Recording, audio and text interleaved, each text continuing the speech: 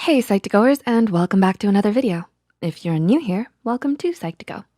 Confidence. Some people are born with an innate streak of confidence, whilst it takes a little time for others to develop confidence as they develop from children into adults. But there will be times when your confidence takes a knock, right? It's common to feel like you wish your confidence was better.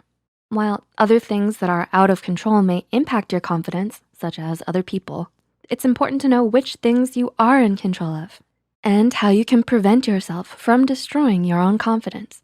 So here are 9 habits that are destroying your confidence.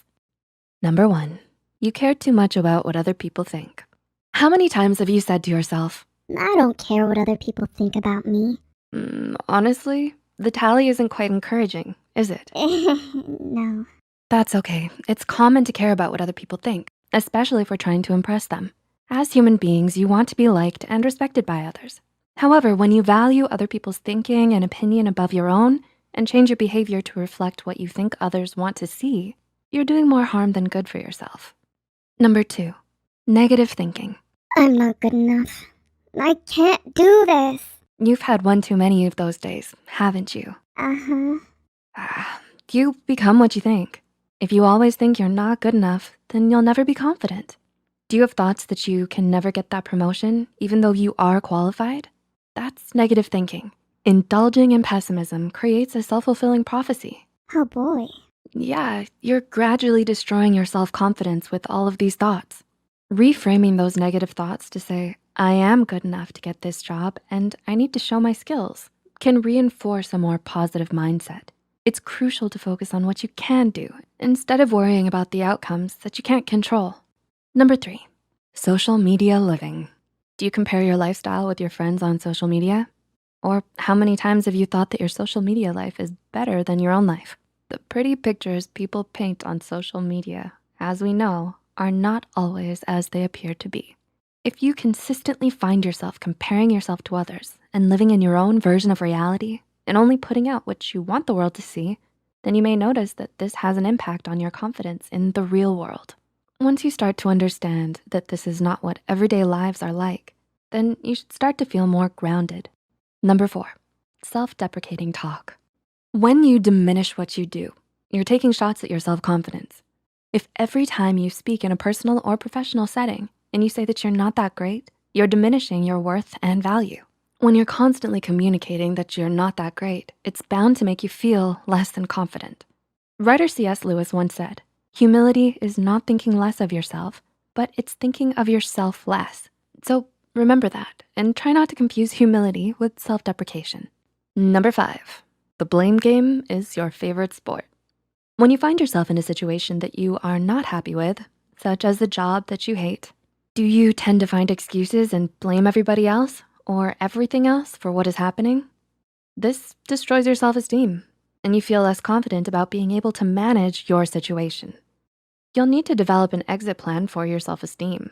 In his video, How to Beast explains this idea of blaming acts as a defense mechanism. So rather than pass the blame, taking ownership of your situation should jumpstart your confidence, fingers crossed. Number 6, you set the bar low for yourself. When you disclaim, I'm not very good at this, so don't have any expectations, it immediately makes others question your ability.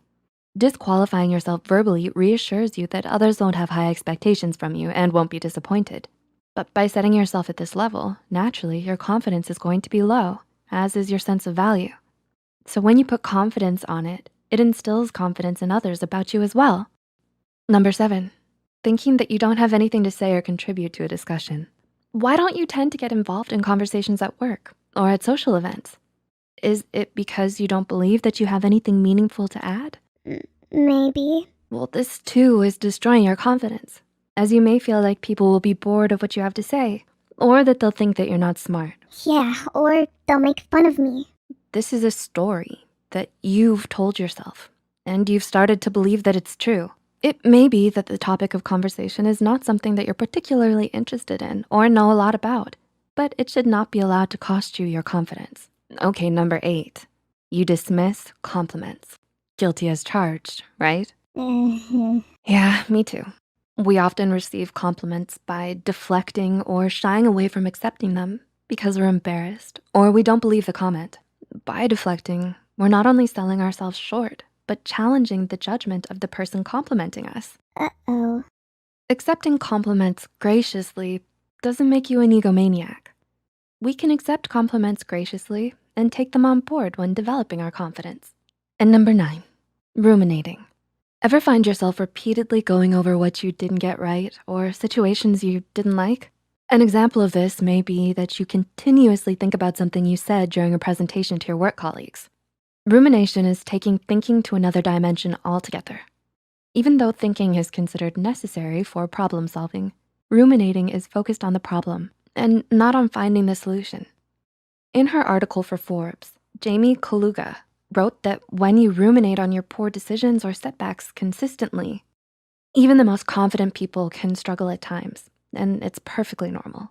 You are unique individuals with different skills, so use them to your advantage.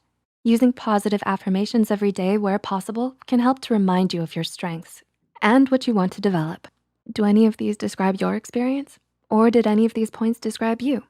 If you have any comments or feedback regarding this video, please leave them in the comment box below. We love hearing back from our viewers, and your feedback is so important for us when we're creating content at Psych2Go. If you found this video helpful, be sure to hit the like button and share it with those out there diminishing their confidence due to their own habits. Don't forget to subscribe to Psych2Go and hit the notification bell for more new videos. As always, thanks for watching. See you next time.